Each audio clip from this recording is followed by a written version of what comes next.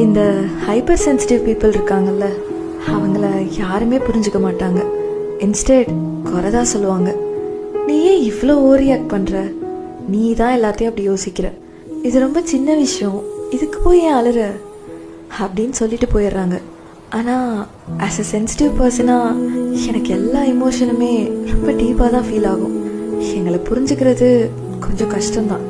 ஏன்னா எனக்கு யார்கிட்டையும் போய் பேசுகிறதுக்கோ இல்லை மீட் பண்ணுறதுக்கோலாம் பிடிக்காது.